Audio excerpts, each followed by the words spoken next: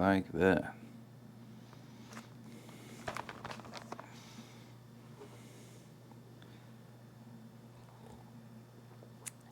It's good, it's good, it's good. Oh, sort of caught me in an awkward moment there. Just scoping out my Summit Racing catalog, having a little coffee. Hold on one second, I'll get right back to you.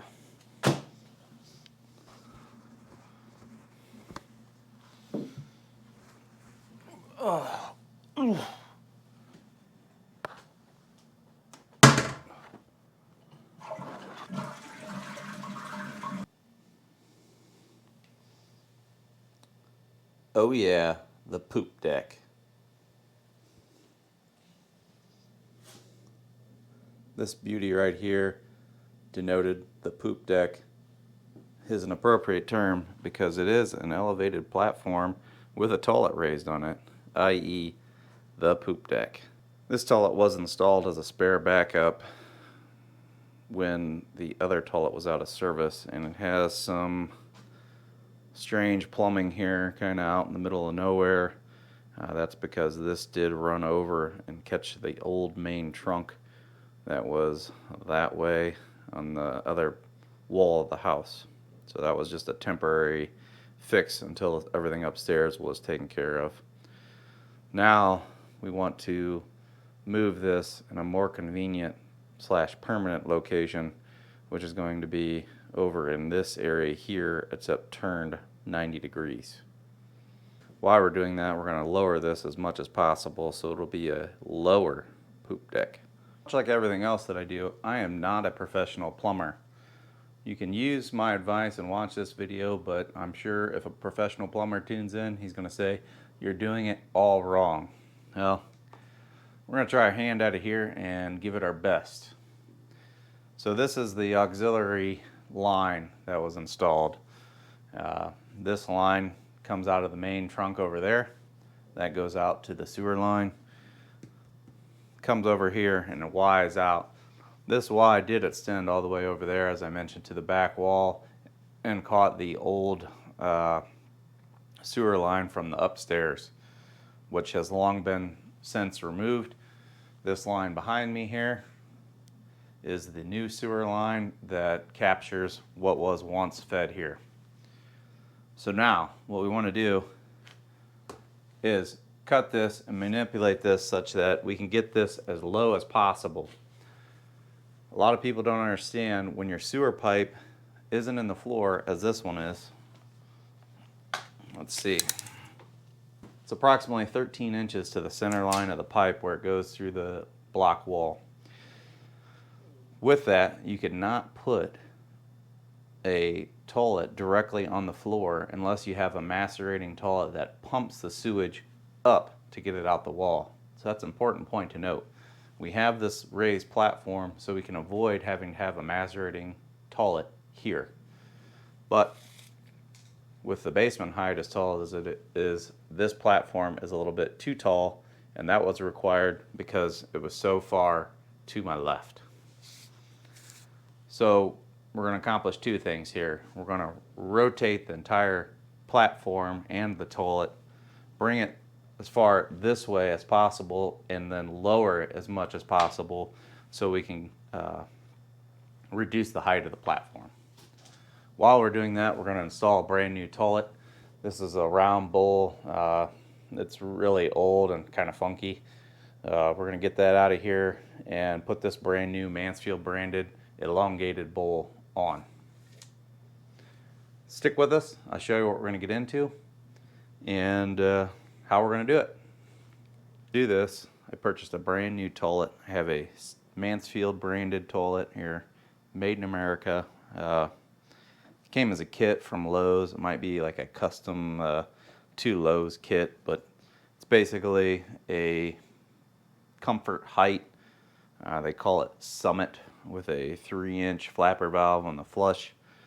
Mansfield toilets, really good product, made in USA. I'll give you a screenshot of the label.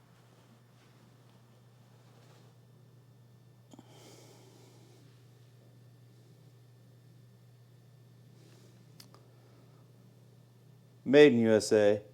Oh yeah. I think we need to address the elephant in the room here. This main trunk line that goes off to the right over here, that was installed brand new, but the grade on it is too much. You only really need 1/4 of an inch every 4 foot, and this is quite a bit more. This was due to the installation of this main stack here. It was kicked a little bit more than what it should be, and I didn't want to have, when we were installing it, I didn't want this line to have a bend in the middle, so we maintained that same angle. Technically, I should raise this end up about 8 inches or so to make this a less grade. To raise that end up, or to drop this end down, I would have to be able to rotate this, which means I'd have to cut it here so I didn't put a twisting or torsional load on this pipe. So we really don't want to do that. So I'm going to pop this clean off cap off. We're going to take a look down that sweet sewer pipe and see what we're dealing with. Hopefully there's no buildup on that pipe, and if there's no sludge buildup in there, we're going to leave her the way it is. Let the good times roll.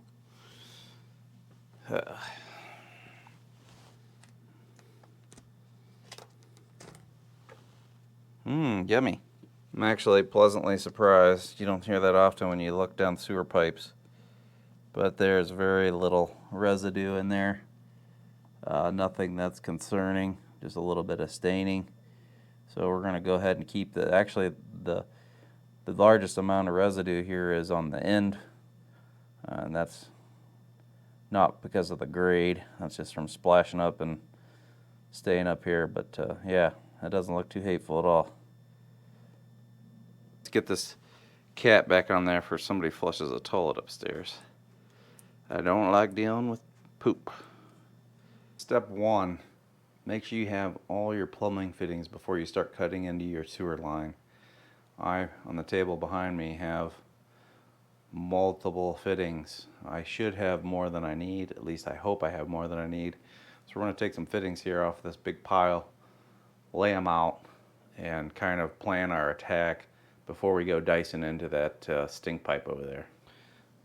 Here's all the fittings laid out. We have some T's, some reducing T's, elbows, 45s, new stool flange if we need it, new wax ring, even though I think the kit does come with everything you need.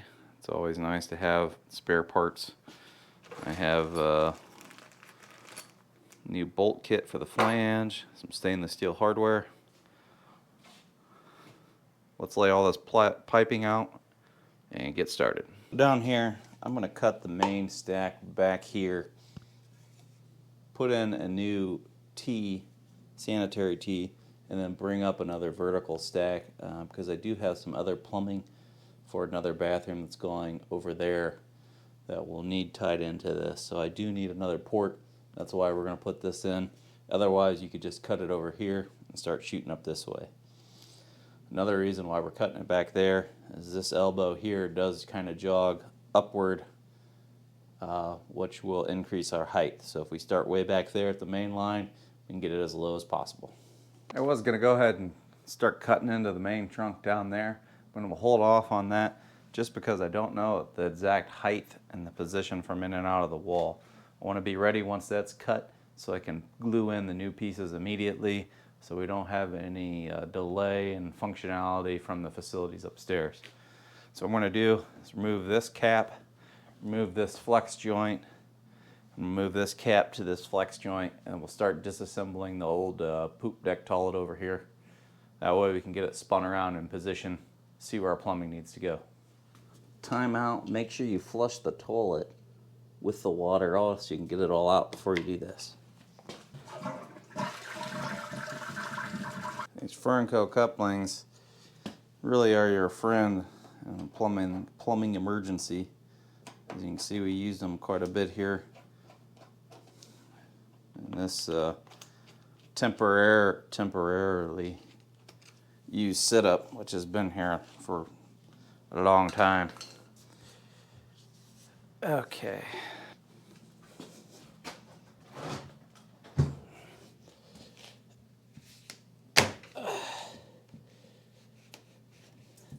Mmm.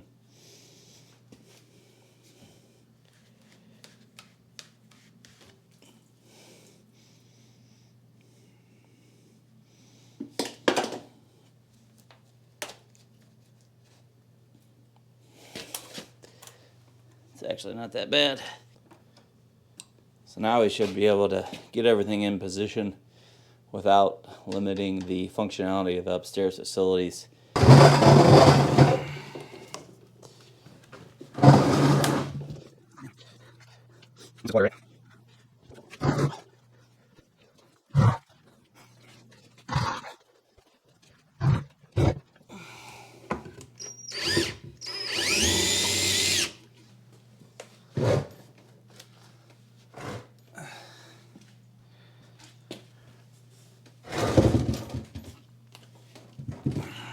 Well, this is a good sign. We have the toilet and the poop deck roughly where we need it to go, and the old pipe is actually underneath the platform and clearing, so that's a good sign.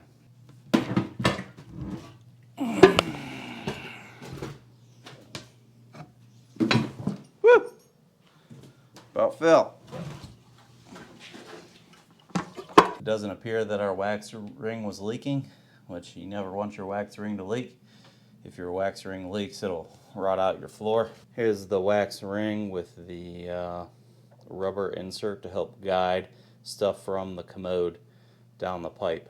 And if this was leaking, you'd see damage around the wood of your flooring or whatever base you're mounted to. So you need to scrape all that off of there. You need to use a brand new wax ring every time the toilet comes off.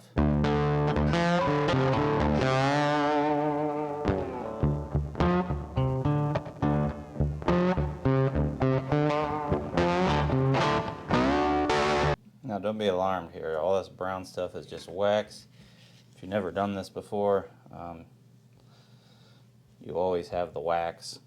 I did see, however, when purchasing the new wax ring, that there is a few alternatives to wax.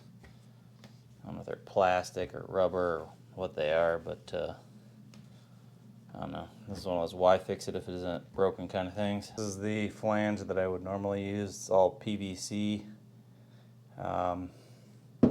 This has a steel ring on it. I don't remember why we arrived at this point, but here we are. What's key here is the pipe is angled out that way now because of the orientation of the toilet, and we need it to be shooting straight out the back. So loosen these retaining screws and see if we can't freely rotate the flange. If we can't, we're going to have to go to this new one. But first, let's try to rotate that.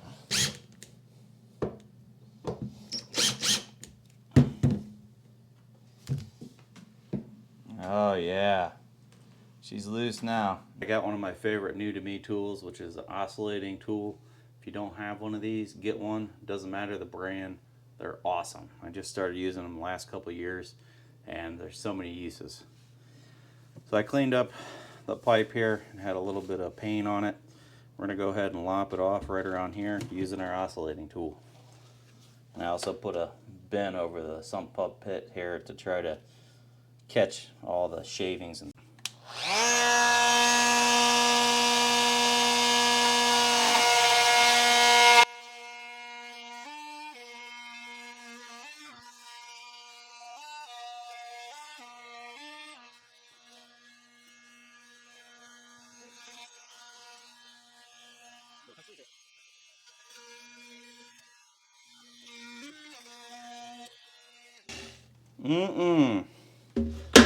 I'm like fresh sewer gas in the morning.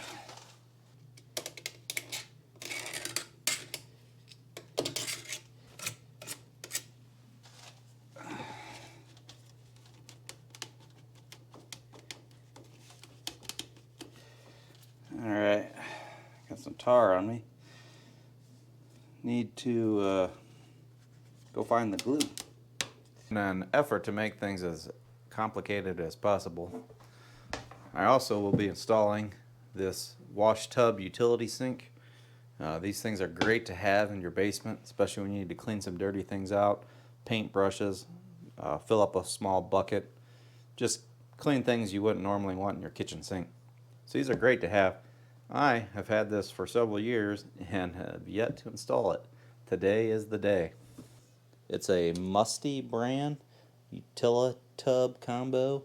This came with everything that I need, all the plumbing fittings, the legs, the faucet, everything. And let's see, if you look at the right end, it's made in Cleveland, Ohio. All right, Musty brand. We got the legs here that came with it.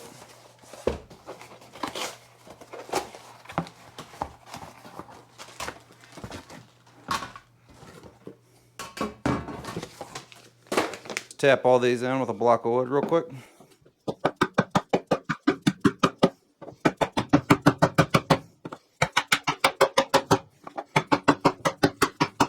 It comes with these leveling feet and a square nut. Come on. The square nut locks in the slot of the leveling foot, and you just install your screw. Do that in all four places. They want you to bolt this down to the floor. I don't know if I'll do that or not, but we will need these feet to make it level since our floor is nice and crooked. Came with a kit with all the other components that you need, faucet, etc. In particular, right now we're really interested in the drain pipe. We want to get this installed so we can check the height of our connection. Alright, we get a couple extra pieces here. Problem solved. I was a dummy and I put it together backwards. This part doesn't go there. This part goes on the drain pipe. So now we can cut this pipe off wherever we need it to be. I'm just going to set this up there because we need to know where our connection that this is going to feed to will go. Take this drain pipe here and make this as short as possible. Obviously we still want it to tuck into here, but I'm going to shorten it. That way we can get the drain up above the drain for the toilet here. Quite a bit better. Obviously a lot shorter. It took about, I don't know, 6 to 8 inches off. We do have the freedom. We could shorten this such that this space is all gone, but we're going to try it like this. Here she is. The tub's all set up. As I mentioned, I just want to get a rough estimate of where the drain pipe needs to be to attach to this, because we're going to try to splice it off of the new pipe we're adding in. Looking at the platform now, this floor is sloped towards the sump pump pit and angled away from the wall. This leg is solid, touching on the ground, but all the rest are propped up with some makeshift shims. I got some washers there. We got a piece of pipe back there with a door shim. We're trying to accomplish here is we wanted this whole platform to be level front to back and level in and out from the wall. This will give us the amount that the whole platform can be lowered.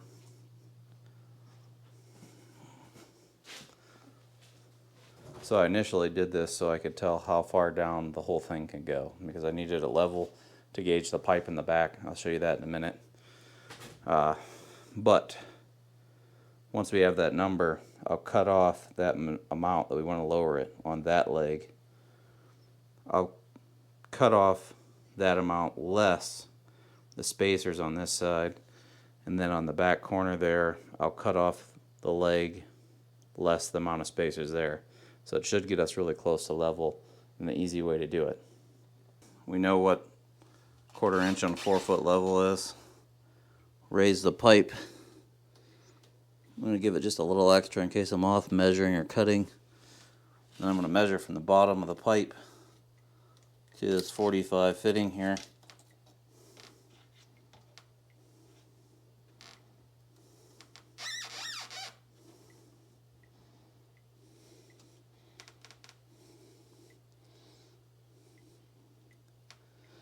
It appears like 4 3/4 should be more than enough. Could possibly get 5.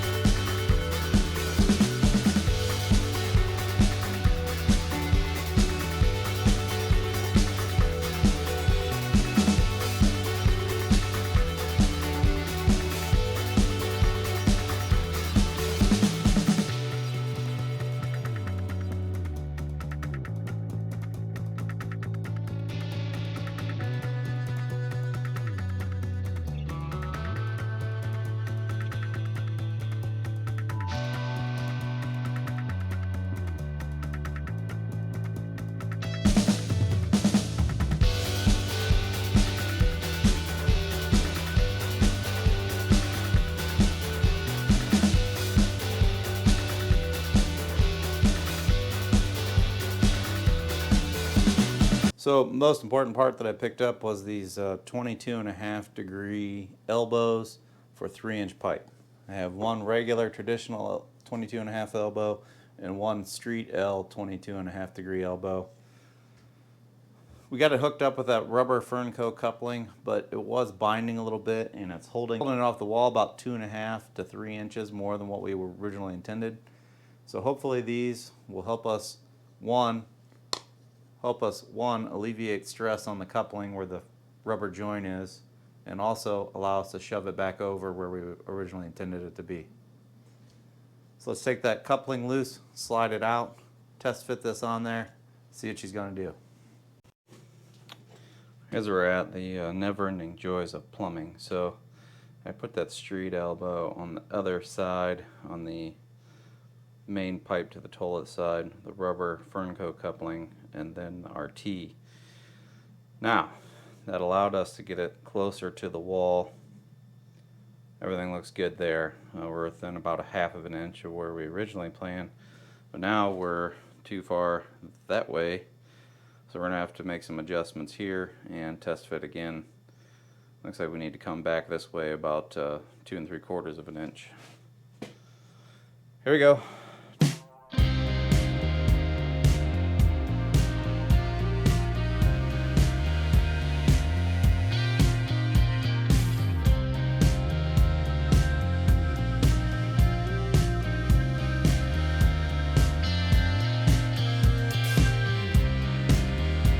Up here with that extra coupling gave us a way better fit on this joint. Everything looks a lot happier than it was before. The platform is over further. It's within 1/2 inch of where we planned, and then in and out, and then it's within 1/4 inch this way. So that's really good. That makes me happy. Right now I'm going to tighten this Fernco coupling on this side. We still need to glue this 22.5 back to the main pipe. So we'll tighten this coupling up on both sides, pull it apart, we'll prime and glue the other side, and hopefully get it back in the exact same spot.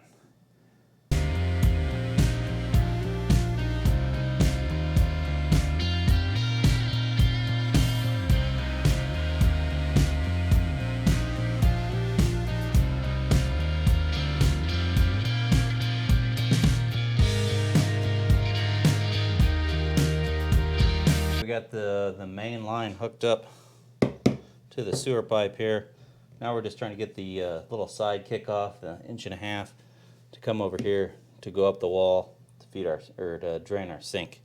Right about there. That's the pipe that we just installed, so we need to tie into that, run along the wall here, and connect in to our sink drain. I did have to buy a adapter fitting there. Luckily I had it, which is odd. So I'm going to go from there down to there. I'm going to place a T so the sink comes in here, come out the end with an elbow, and go up vertically for one of the mechanical vents.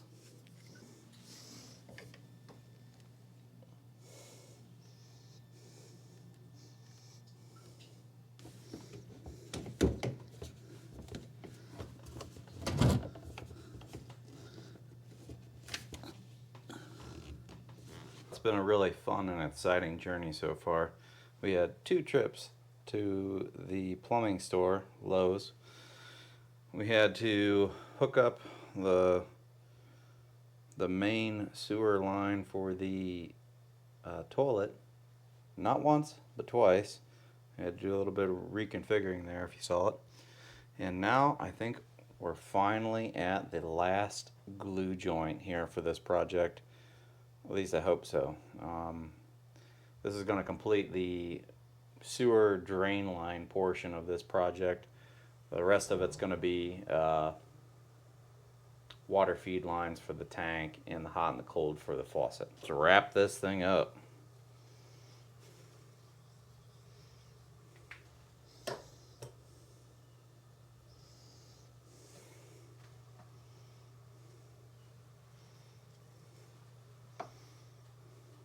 Way too much glue. Normally I use paste, but I don't know where my paste is at, so Teflon tape will do the trick on these.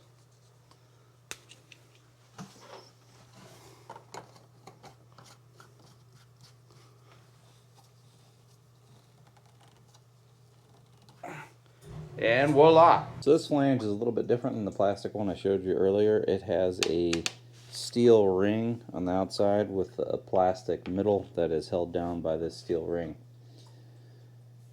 Now, you normally have bolts like this with a flange in the bottom of it, and it will go in this groove, same on the plastic one, and then it will lock in there like that because it turns sideways. That foot stays in there. For some reason, when I originally installed this, I didn't like this metal flange. I didn't think it was thick enough. It wasn't as robust as the thicker plastic one, or at least I thought it wasn't as robust. So I actually drilled through this 3/4 inch floor plate and started my bolts from the bottom up. Now that's the wrong way to do it, but that's my way to do it, and that's how I'm going to do it again because this toilet did not leak at all. If I were using the more robust plastic one, I would just place the bolts in there like so. They come with these plastic retainers that you can clip on there to keep them in position. I don't use those. I put a stainless steel washer on, and then I have some stainless steel nuts. So I'll lock both bolts. You need to make sure they're in line and parallel to your wall on the center of this flange so your toilet goes on the correct way. But I'll lock both bolts to the flange with a nut and a washer. Only thing different I'm doing here is I'm coming up all the way from the bottom because I didn't like how thin this metal flange was. So to do that I needed extra long bolts. Only real difference here. So of course in a normal application you probably wouldn't be able to install this in this fashion, largely because you wouldn't be able to get to both sides. So here's where you measure. You got 13. This one's a little bit out of position. 13 there, and 13 there. Snug these up in position. What this is doing differently, since the bolts go all the way through the floor, it's squeezing the metal flange down to the floor like a sandwich. Now I would normally do this on a plastic flange again, just to lock these in place, because if they start turning and moving or wiggling around, that's when you get problems. You don't want these to move at all once you get the tullet seated. This is a wax ring that I purchased separately. It comes with bolts, not the ones we use because they're too short. It's a Oatly Johnny Ring brand. I used this previously and it worked great. And also I looked at the plastic or polyurethane, whatever you want to call it, the actual rubberized flange, and this looks more robust than the one that was supplied with the tullet, so I'm going to stick with this brand. Everything's installed. Yeah, the rubber ring down inside centered on the flange, and our two studs sticking up. All we need to do now is sit our bowl on there, and you want to push straight down. Don't wiggle it too much, just push straight down, and it's going to mash this wax ring out like it was when we removed the old one. This is what your wax ring is going to seal on. Here's the holes, slotted holes for your bolts. So when you push this on there, you want to sit this down over the studs. You want this to come in contact with the wax ring, and you want to push straight down. You don't want to wiggle it, you don't want to move it, and once it's down, you do not want to pick it up. If you have to adjust it or take it back off, I'd recommend replacing the wax ring, because it gets distorted and then does not make a good seal.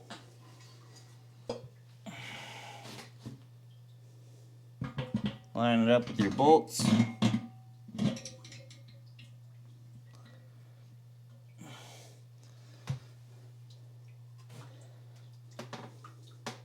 Push straight down without wiggling it.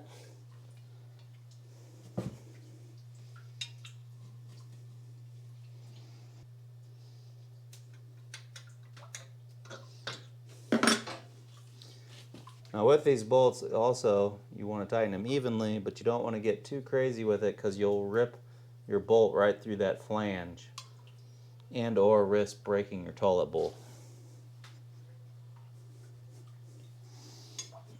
Nice and solid. We need to cut those off so we can put our decorative caps on. Take care of that later. Right now let's work on the tank. And once you put the rubber gasket on the bottom of the tank, we got the bolts in. Let's set her up on the bowl. Now I'm doing this from behind it because we're on an elevated platform and you need to be able to see. But normally you would straddle the bowl to do this in a regular installation. Don't drop the bowl or the tank. That would be bad.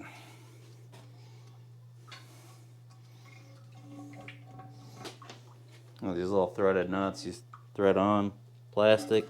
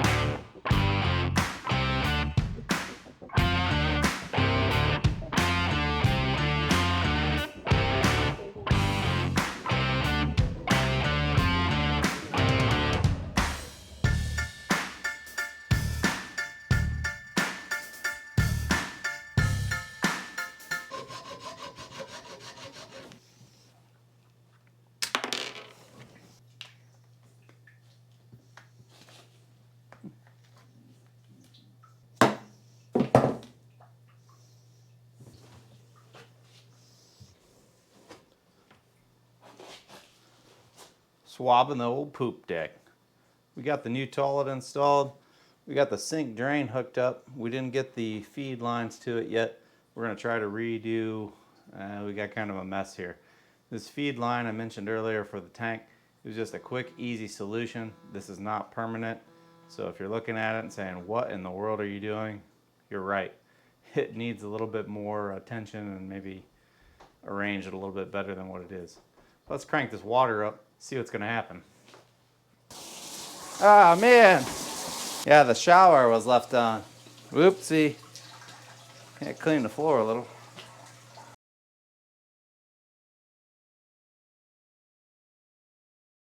You ready for this? The maiden flush. There's no water in the bowl. Let's see how this goes.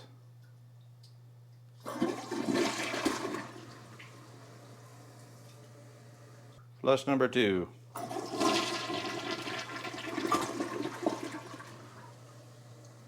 Nice.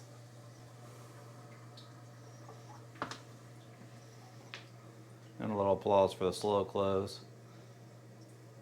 Mentioned it earlier, and I think it's worth noting, I can't do it now because this is all wet from when I left the shower head open right above this. So right down here, when this is dry, you want to put, I always put caulk here. Now that's not to keep water from the toilet from coming out, it's to keep water from when you wash the floor or splash water on the floor from going under and rotting your floor out. So I usually caulk around the entire base. Here's the toilet. Here's our sink. Got our drain line with our vent way up in the ceiling, right up there.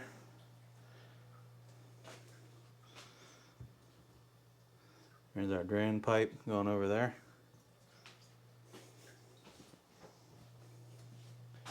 Give you a 360 tour here. Here's the pipes we added. We came from over here. We gave another vertical stack. This is just a dead line.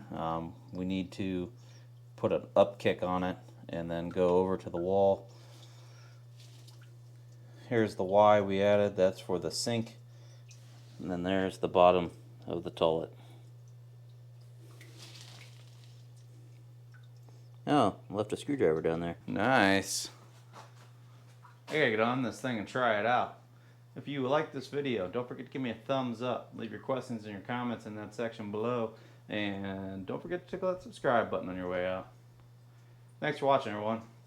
This ain't your average elevated basement toilet. This here is a certified poop deck 2.0. Oh yeah.